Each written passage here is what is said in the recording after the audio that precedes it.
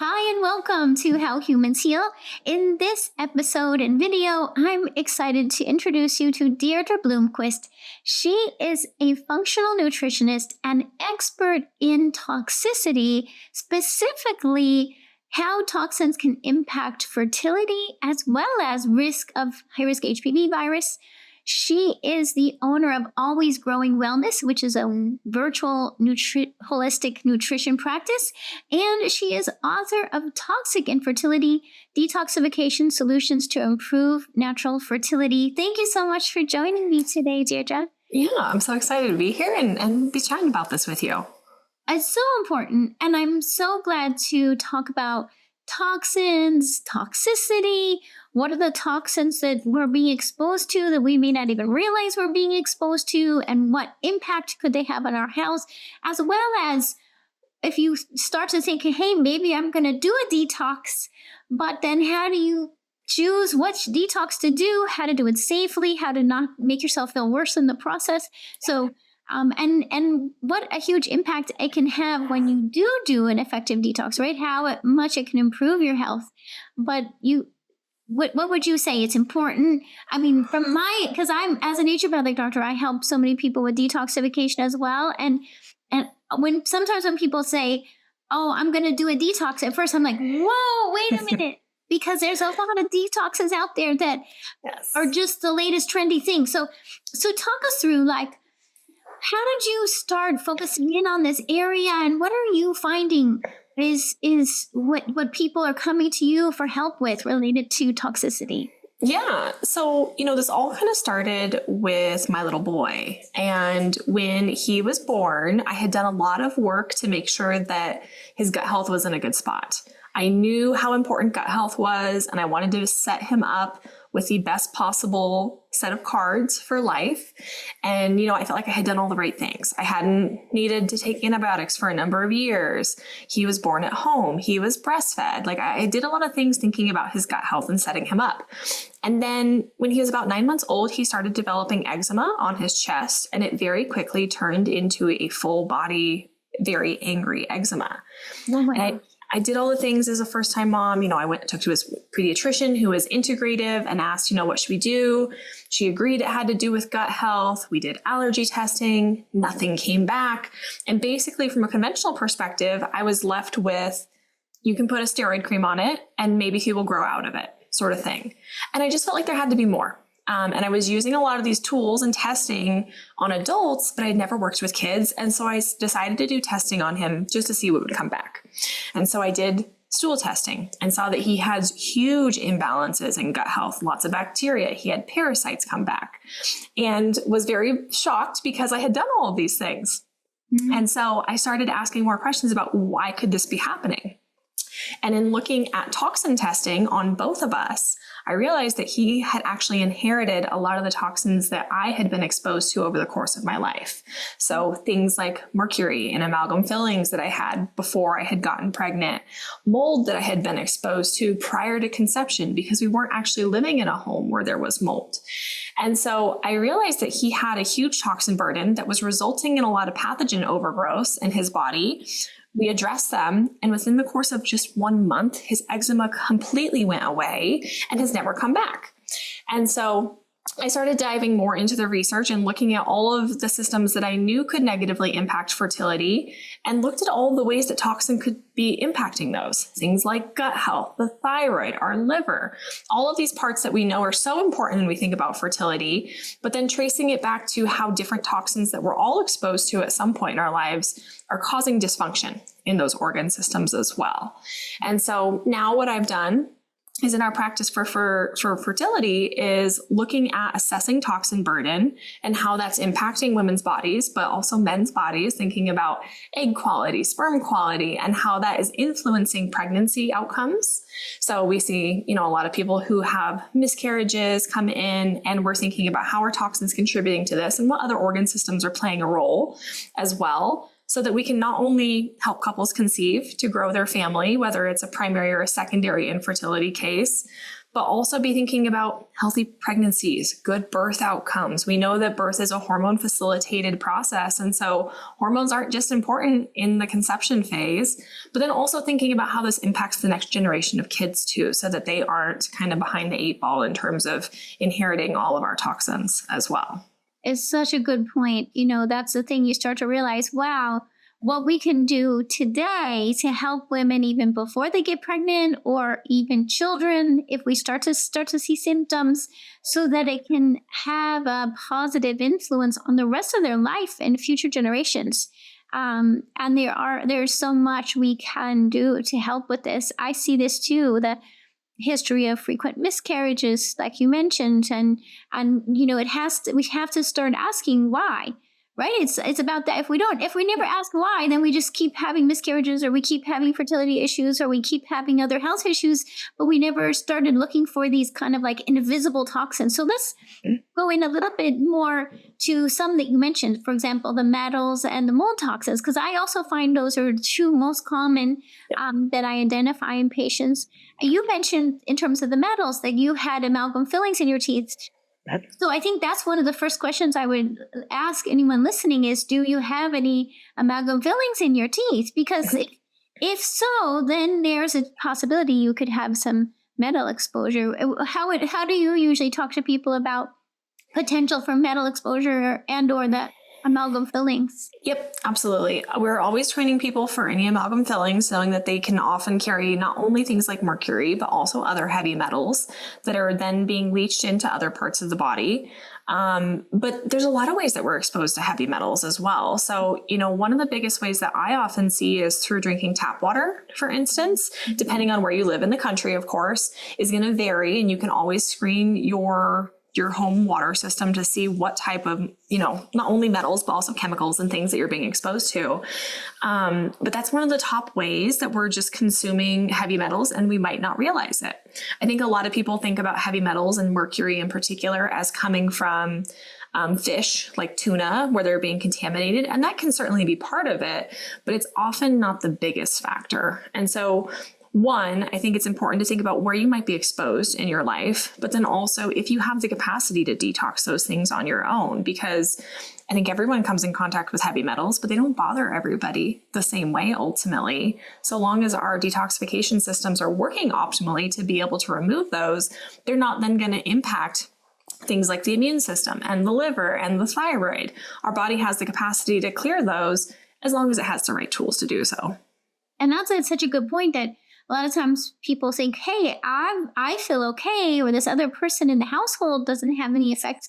And so then they think, oh, it can't be that because because this other person isn't having any effects from it. Same thing happens with mold a lot of times, right? One person can be exposed to mold and another person, two people exposed, and one doesn't have any symptoms and the other one has severe symptoms. So just to realize like we are so individualized in terms of how we detoxify, and that's playing a role in terms of how much of an impact these toxins may be having on your health. Yeah. So then, tell us more about like you said with mold toxins, you figured out that it wasn't your current exposure to mold toxins, it was past exposure to mold toxins. Yep, absolutely. So one of the things that often comes up when we're thinking about mold is people feel like, there's no mold in my current home, so mold can't possibly be impacting me. Or I used to live in a moldy home, but I don't now, so there's no way that it's contributing to the fertility issues that I'm experiencing currently. But mold does something called colonization. Mold is a fungus. It produces spores. We inhale those spores, and then they start to colonize and live inside of our body in places like the sinuses and the GI tract. And then they produce mycotoxins, which are the poisonous substances that make us sick. So essentially what happens is when we live in a moldy building, that mold starts to colonize and live in our body, and then we become the moldy building, where we're producing those mycotoxins from the inside out. So when we see those mycotoxins on testing, which is a urine test, it tells us if that there are mycotoxins being excreted out of your body. And the question then becomes, is it a current exposure or is it an old exposure? And the only way to truly know if it's a current exposure is to rule out a current a current issue in your home via objective testing, ultimately. What I most commonly see for women is a past exposure oftentimes. Not to say that we don't see couples come in where they suddenly realize that there is a huge mold issue in their current home that they're living in, but often it's women that had a lot of hormonal symptoms when they were teenagers at the onset of their cycle, where they had really heavy, painful periods, and nobody really asked why that was happening in the first place. And it's just always been an issue in their life. Or they maybe lived in a dormitory that had mold in it, and then they started experiencing symptoms, but never really connected the dots until they got to this place in their fertility journey where they were having trouble conceiving and having to trace back the timeline of everything. Yeah, so common. And it's so worth it, because I see this too, where, women have been, trying to conceive. And a lot of times what happens with fertility is, if you're sometimes even women are trying just even a relatively short amount of time and then jump straight to reproductive endocrinology and skip past this idea that, hey, maybe there's something in your environment or your past environment that might be affecting your fertility today. And so any of you listening who are trying to conceive and you're like, hey, I would like to be able to conceive and potentially not require IVF or any other kind of intervention, and or maybe you've already tried IVF and you're like, what the heck? What else do I need to be thinking about?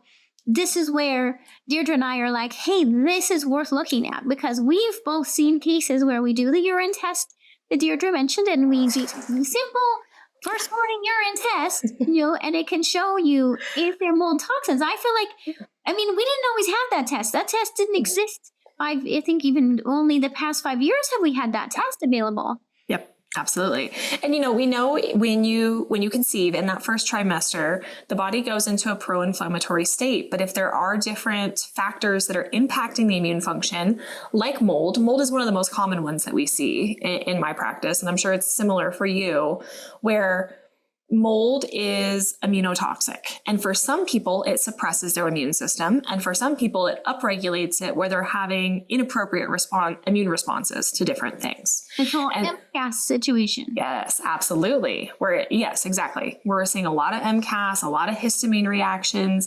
And then what ultimately happens is when they conceive, they're either unable to mount that appropriate pro-inflammatory state that needs to occur in the first trimester because their immune system is so suppressed, or they're unable to mount an appropriate pro-inflammatory state where it's too much inflammation. And that's, like you said, where they then go into something like reproductive immunology and thinking about how do we mitigate the immune system's impact in that first trimester to carry to term, where a lot of these things have to do with toxins and how they're impacting the immune system. And when we remove that, the immune system can regulate itself and have a more appropriate response to everything.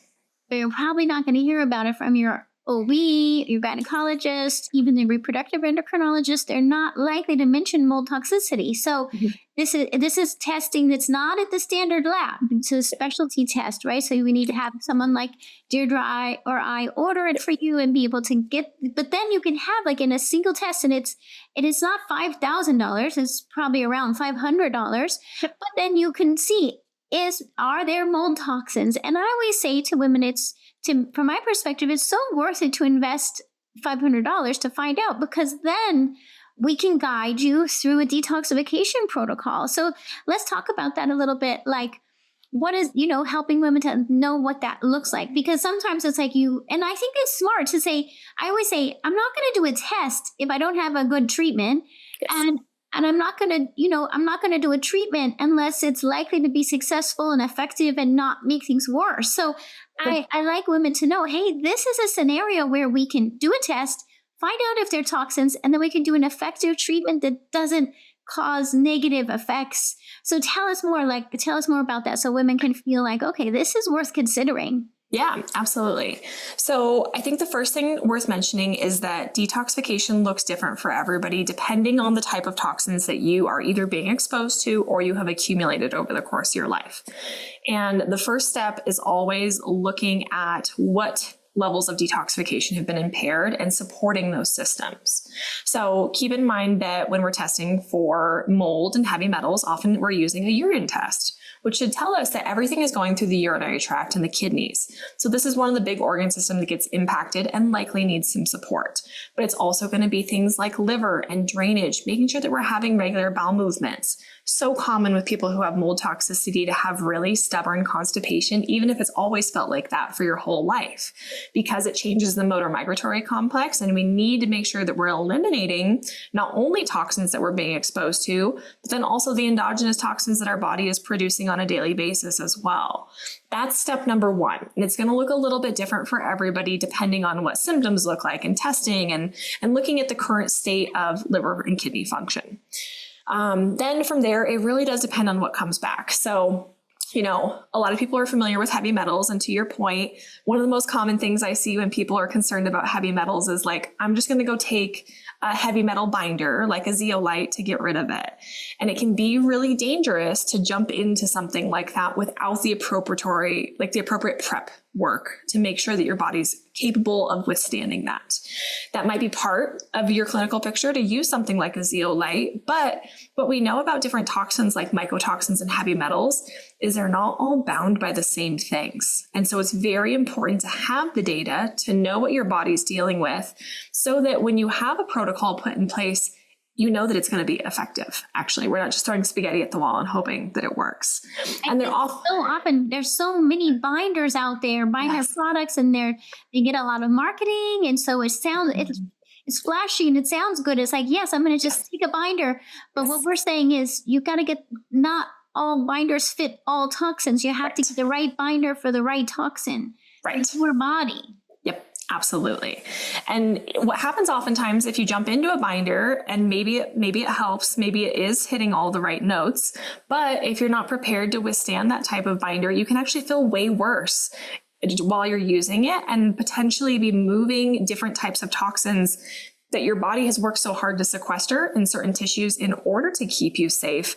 They start circulating, causing oxidative stress. You feel terrible. It feels like, oh, this isn't going to work for me. And then you throw in the towel on it when you just need some more strategy around everything to make sure it's smooth and safe and doing things in an appropriate order at the end of the day based on what is coming back for you. So that might not mean you're dealing with mycotoxins and heavy metals at the same time.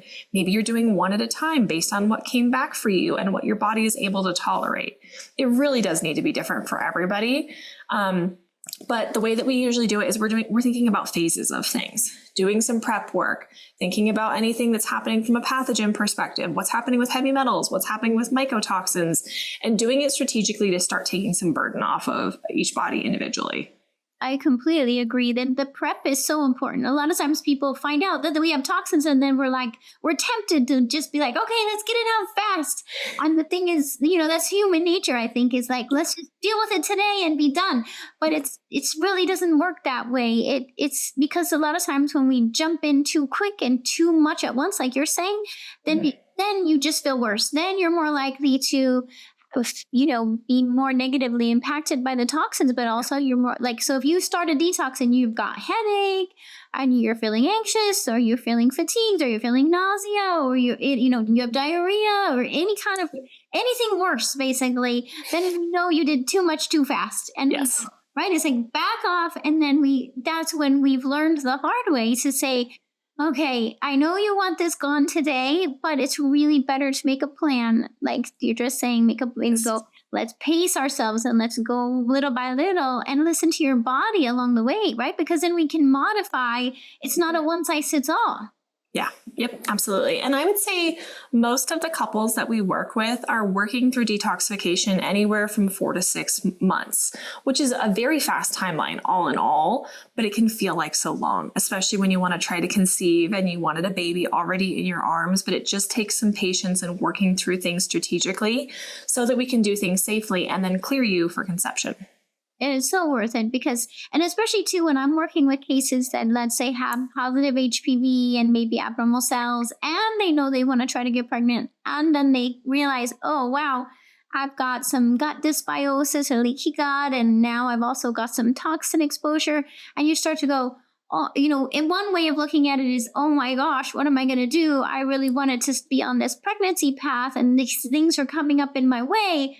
And the other way to look at it is, thank goodness I figured this out, Yes. and I can get help, and I can go through. And by the time we walk through this process of healing your gut and rebalancing your microbiome and safely getting the toxins out, then it's way more likely, like that you were already referring to, then the immune system's able to protect you from viruses like HPV, and you're way more likely to get pregnant quickly and prevent a miscarriage. So it's so worth it to put in that investment on your health, because it's gonna make a difference not only for your health, for your future, but for the baby's health and their future. Yep, absolutely. And one of the other things that people don't often realize is that we know that toxins can negatively impact sperm quality as well, and how important sperm health is for the health of pregnancies. So women who experience a lot of nausea and food aversions, risk of, of course, risk of miscarriage, but then thinking about preeclampsia and these like high risk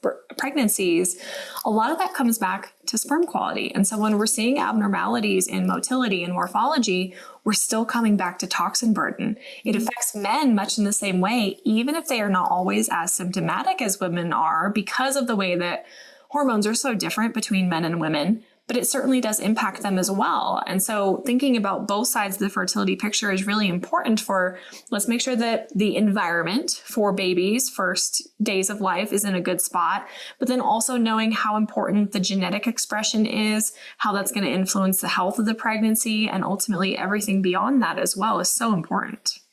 Yeah, so it's important to look at male health, men's health, and women's health, because they're both, of course, playing a role. And I was going to say, I know that a lot of times people will ask me about the immune system, and the immune system is, of course, something that we're always learning more about. And I think that I know the terminology has changed so much, even in the 25 years that I've been in practice. And when I first learned immunology, and I love that you're using some of these newer terms and wanting to help people understand, because a lot of times there's confusion related to risk of infection, inflammation, autoimmunity. And sometimes people worry, hey, if I'm going to be supporting my immune system, am I going to be increasing autoimmunity or increasing histamine reactions? And so let's see if we can dissect that a little bit and help people understand how actually when we heal the gut and remove toxins, that this all kind of, the whole immune system comes back to optimal. How do you talk people through that? Yeah. So, one of the most common things that I see from an autoimmune perspective is Hashimoto's, especially because we know that it creates an increased risk of miscarriage. And so when we think about something like Hashimoto's, it's very easy to think that there's a problem with the thyroid, or that the immune system is making a mistake and attacking the thyroid. Now, the way that I think about autoimmunity in the body of the thyroid, or anywhere ultimately, is that the immune system is doing the best with the resources that it has. And this is really an immune issue.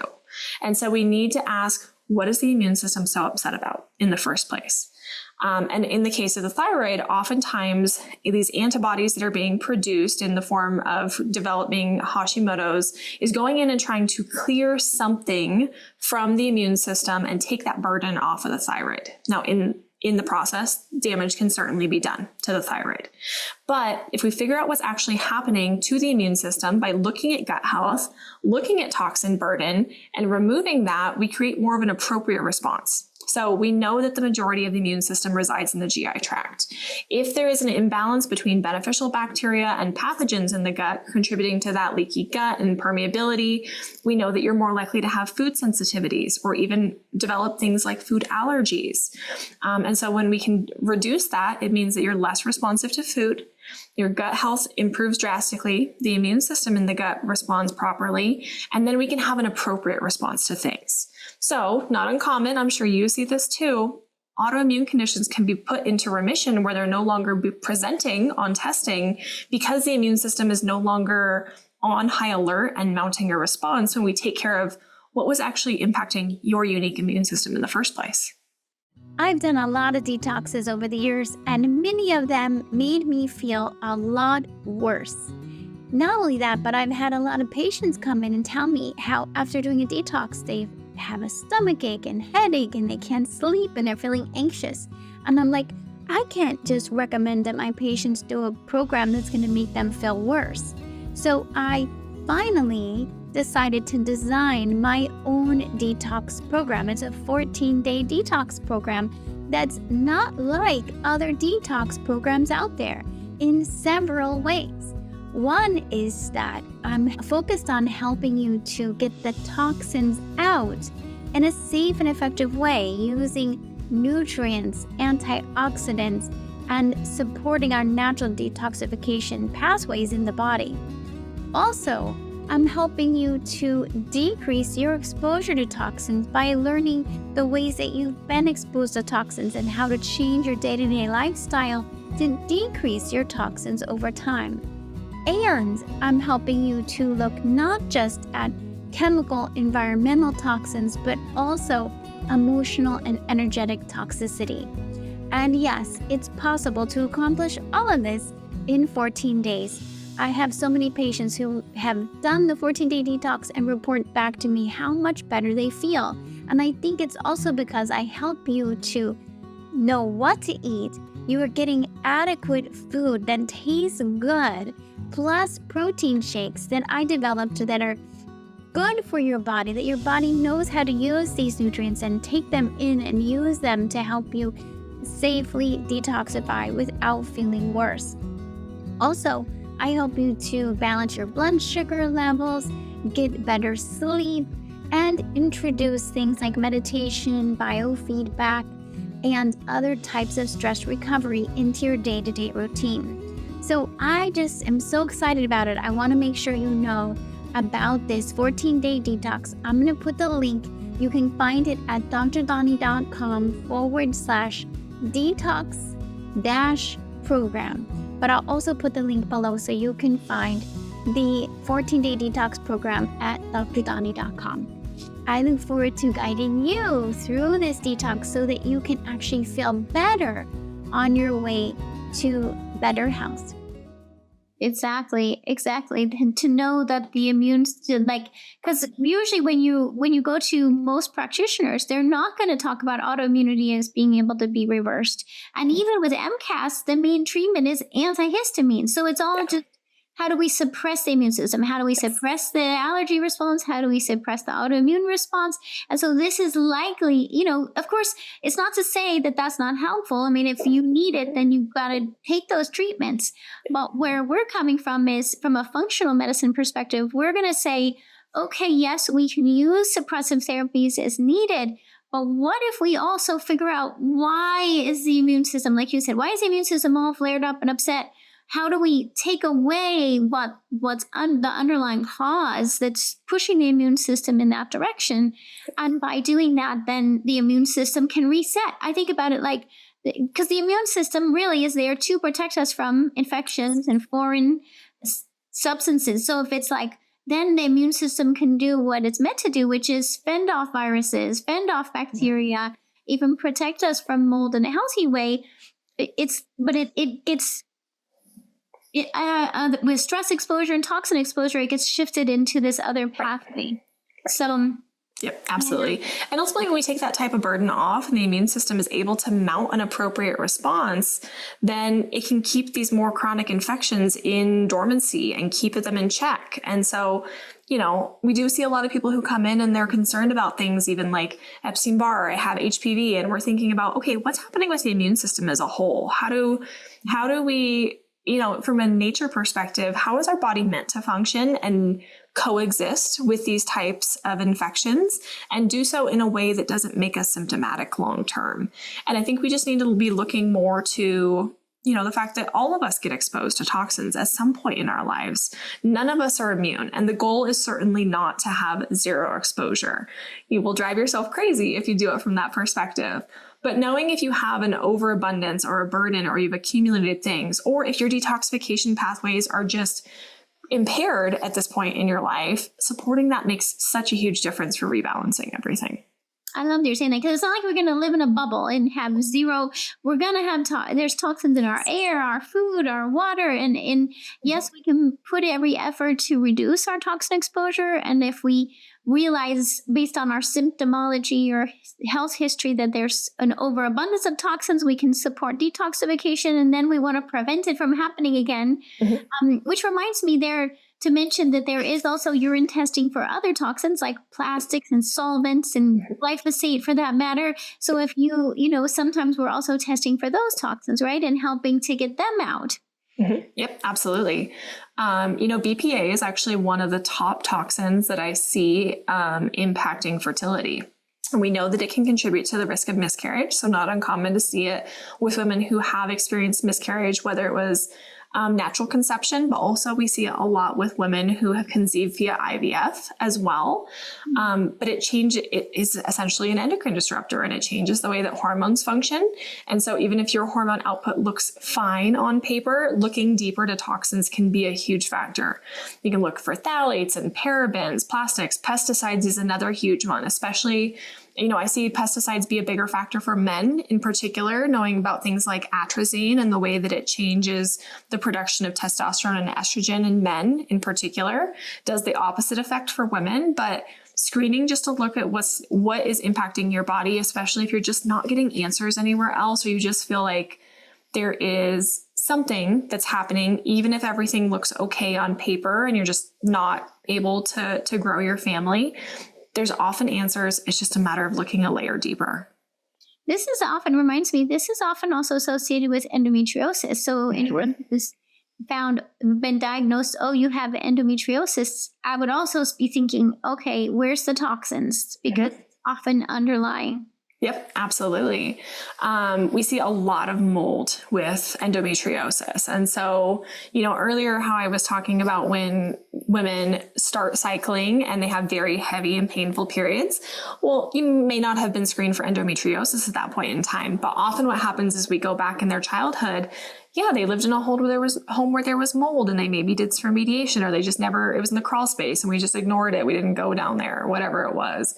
Those type of exposures change the way that tissue grows and can create this inflammatory immune response, which is ultimately what endometriosis is. And it can contribute to fertility impairment later in life if it's never been addressed. So it's so important to know. I'm so glad we're talking about this. What would you say is like if someone's like starting to listen and they're like, okay, I said something I need to start thinking about. What do you suggest that someone starts doing to reduce their toxin exposure in their home and in their environment? What are the places you encourage people to look first and change first? Yeah. So I would say there's kind of 3 pillars that are going to reduce the most toxin burden. You actually touched on these earlier. First would be water. So I try to get everybody off of tap water. In my practice, we call it infertility water. So I would for the water. Yes, got to watch out for the water. So tap water, we know, can be contaminated with things like heavy metals, pesticides from agricultural runoff. It can have radioactive substances. So for instance, we know that in Texas, for example, 70% of the water is contaminated with radium. So we need to be aware of these things depending on where we live in the country. But we also know that tap water doesn't actually get purified from pharmaceutical drugs. So thinking about things like NSAIDs, antidepressants, things that are changing inflammatory responses in the body is important to understand could be coming through tap water. But you can also be exposed to things like birth control or Plan B medications in tap water as well. So this is huge when we think about fertility. So reducing what you're doing for tap water, cooking and drinking water are like the primary ways I would be thinking about this, and switching over to something like reverse osmosis or distillation, both of which you do need to be adding minerals back into your water to make sure that you're not depleting yourself and becoming even more dehydrated. So that's pillar number 1.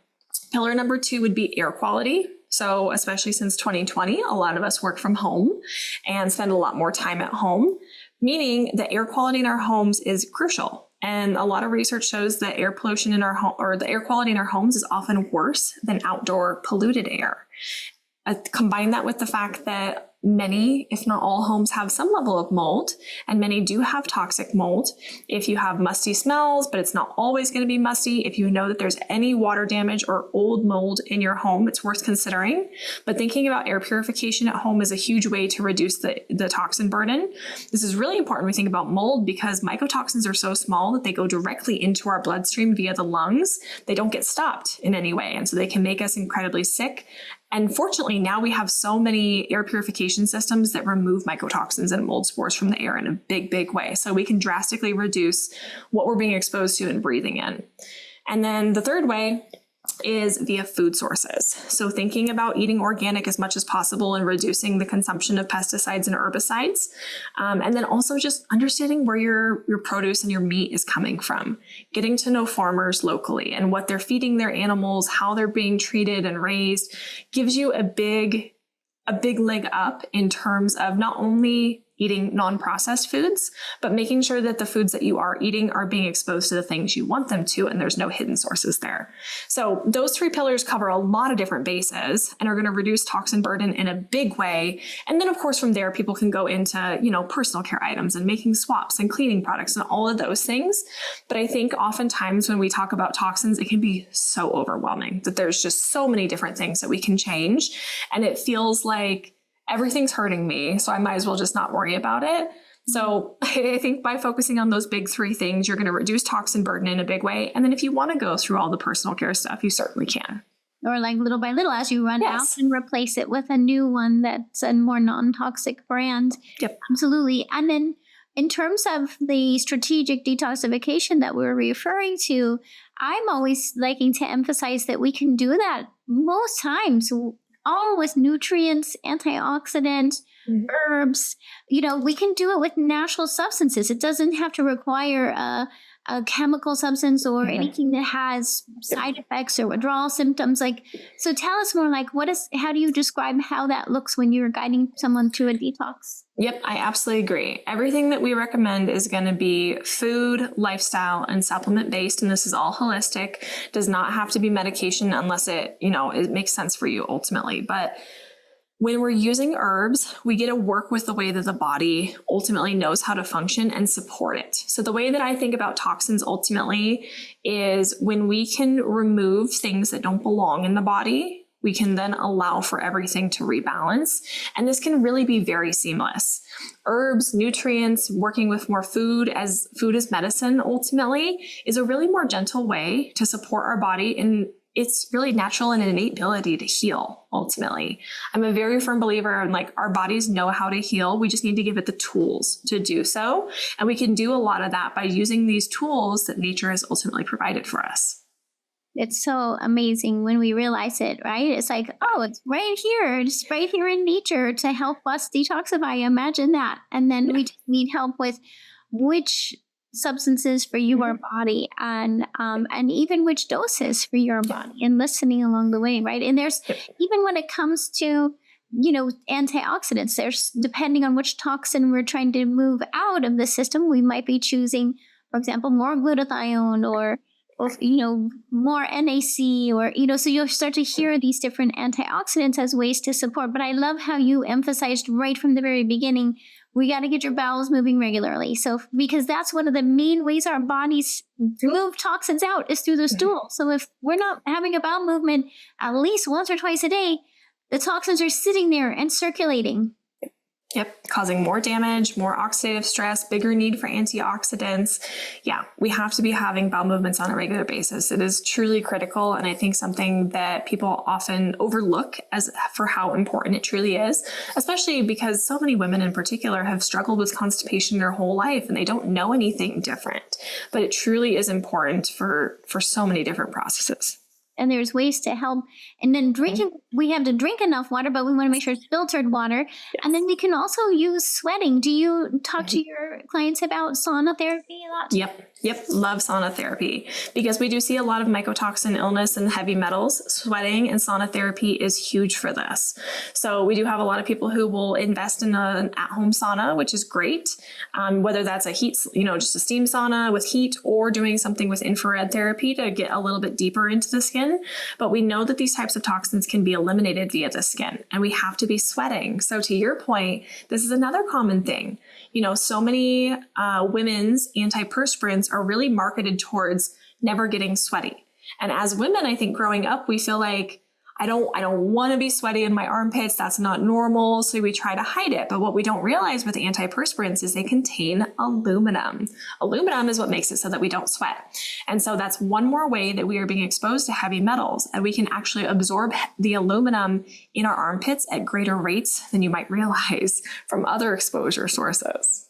We realize here we are not only decreasing our detoxification, but increasing our toxic load at the same time. It's like, okay, how about we normalize, the opposite? We don't have to smell like deodorant all the time. No, right. Absolutely. And like understanding what healthy sweating looks like ultimately. So moving your body, understanding that women get sweaty too, and this is normal and very healthy. It's kind of our body's own way of being able to detox us. And in our culture, we have made this a bad thing, but it's truly not. It's one of the ways that our body is just keeping us safe. And sometimes it does require more stimulation, doing saunas, or if you don't have access to a sauna, doing Epsom salt baths and getting nice and warm in the bath, taking hot showers, moving your body, getting outside when it's warm outside. All of those things can help stimulate sweating, even if you don't have a fancy sauna at home or have access to one in a gym or anything, to help promote that detoxification from a different angle as well.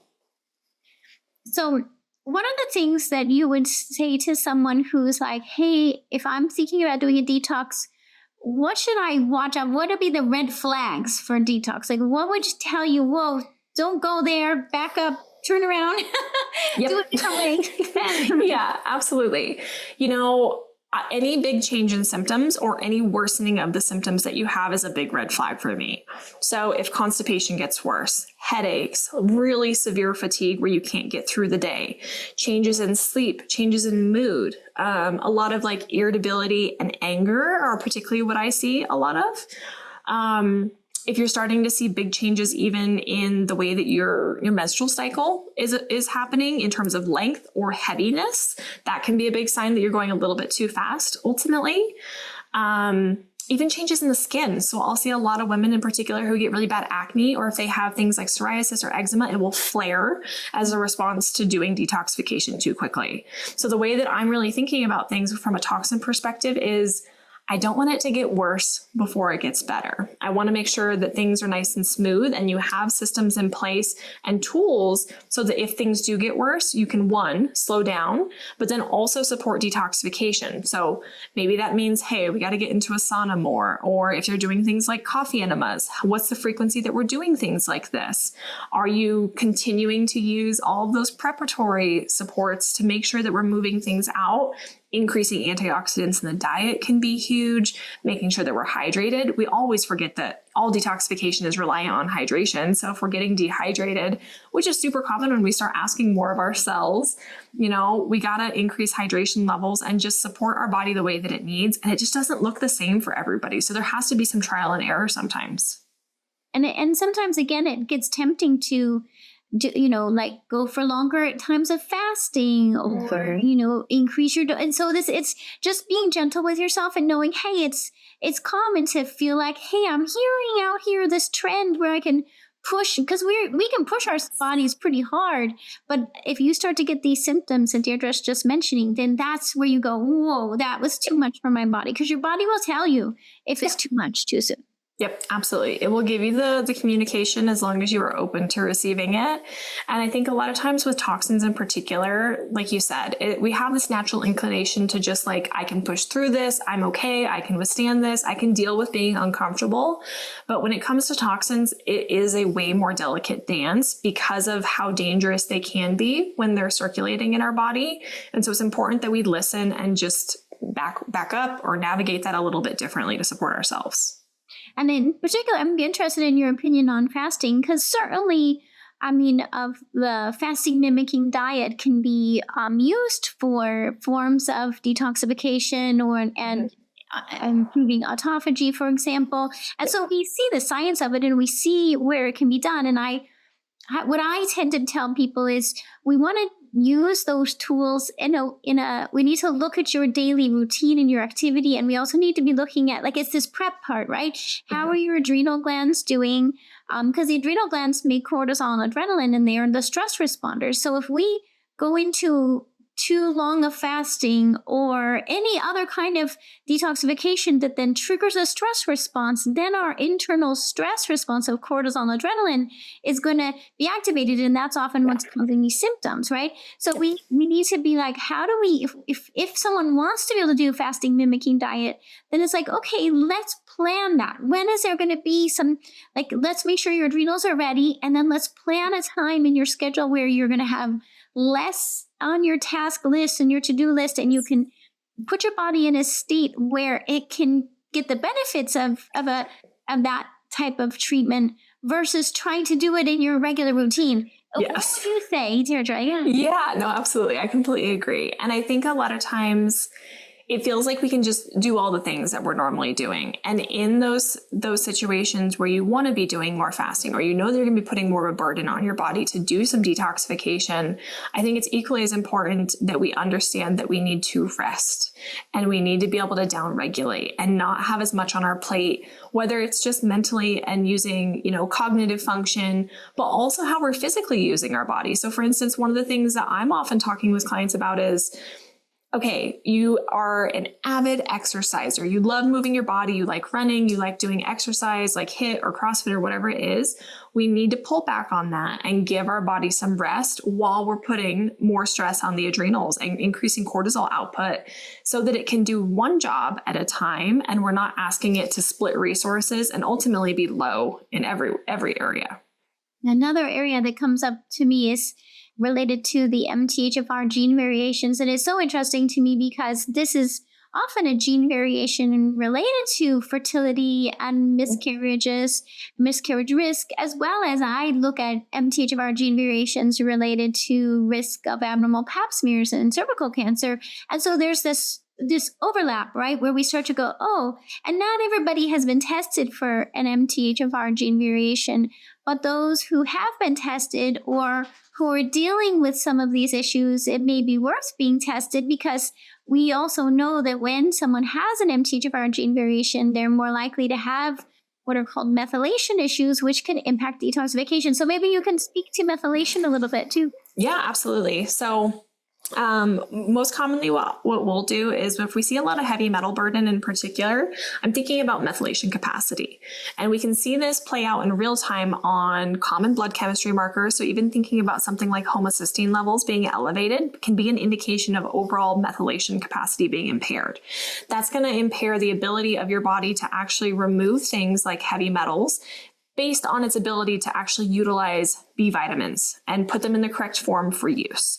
So we know that methylation is impaired due to these types of gene variations, at least in part. So it could be, nutrient deficiencies, but if that's happening, we know that heavy metals are going to build up. That can also result in a lot of imbalances in hormone levels. So for instance, there is methylation of estrogens as well that can be impacting fertility. And we want to have things like estrogen and progesterone in proper balance with one another in order to sustain pregnancy in particular. So with that increased risk of miscarriage, not uncommon that we'll see the elevated homocysteine levels showing methylation and inflammation are being impacted, high heavy metal burdens.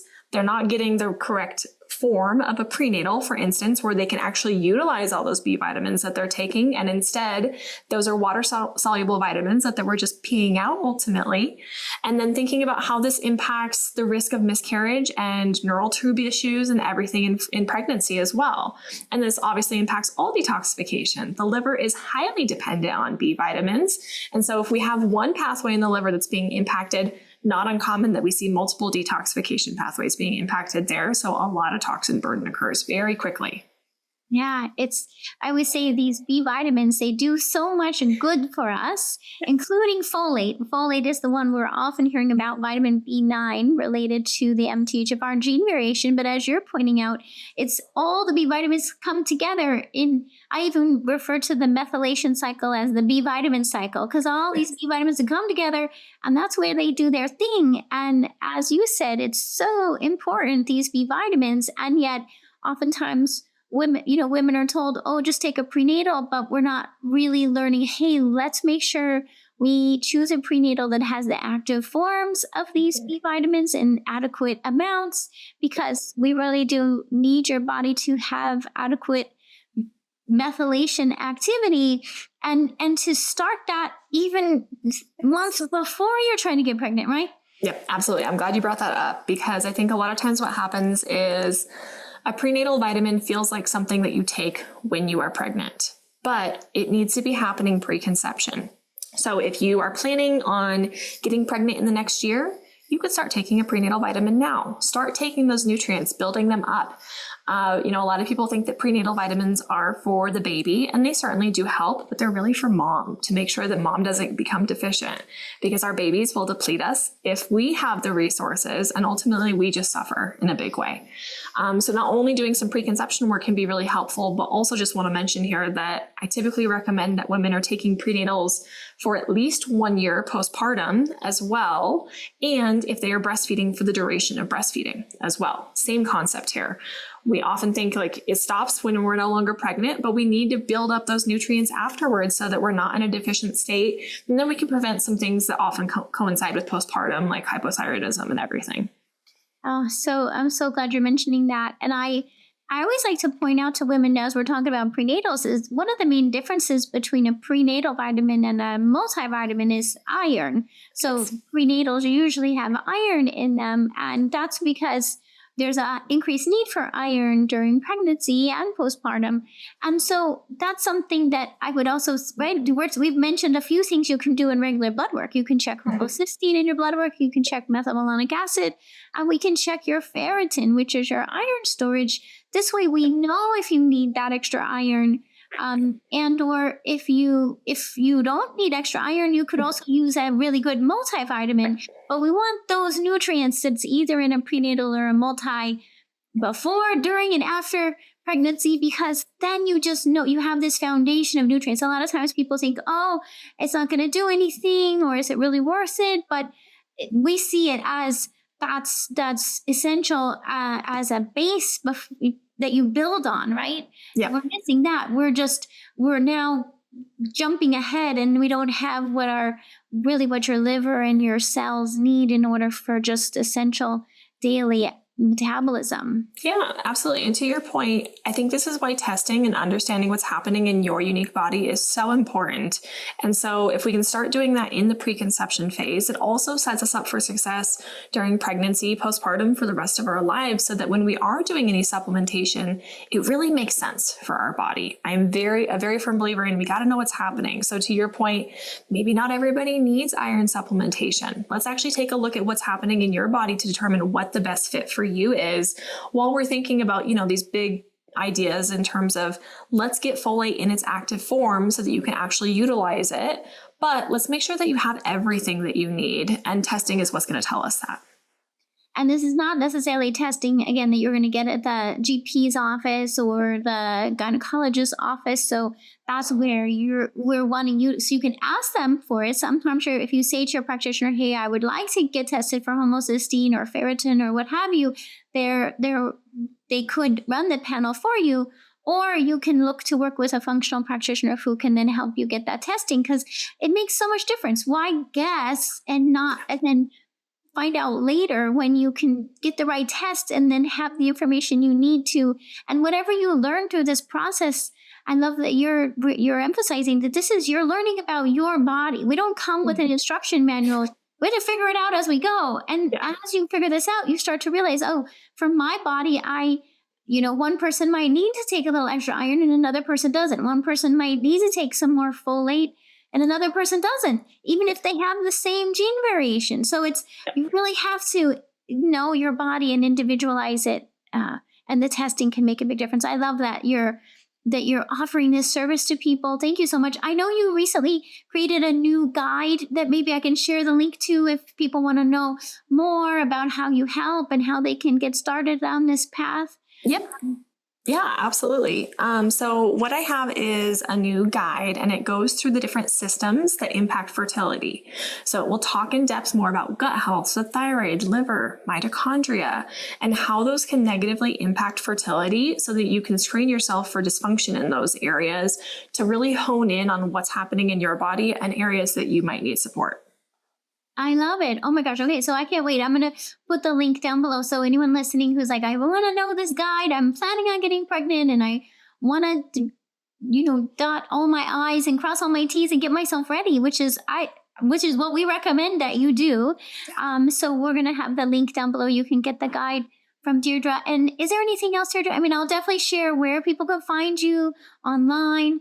Is there anything else you'd like them to know as we wrap up today? Yeah, I mean, the only other thing is if you are interested in learning more about toxins, my book, Toxic Infertility, is on Amazon in both a softcover as well as in a Kindle edition. And we go through toxins. So if that's an area that you want to learn more about those toxins that we talked about today, there's a ton of info there. And there's also a ton of information on starting to make some of those swaps in your personal life as well, to know what to look for and how to do all of that in a way that's really strategic. What a great resource. Thank you so much for putting that together and for coming today. It's so good to talk this through with you. Yeah, thanks so much for having me. Thanks everyone for listening in. And if you are new, then I welcome you to subscribe so you don't miss the next episode of How Humans Heal. I'll see you all soon. Thanks for listening to How Humans Heal. If you liked this episode, leave a rating and a review. And for more resources, visit drdonnie.com.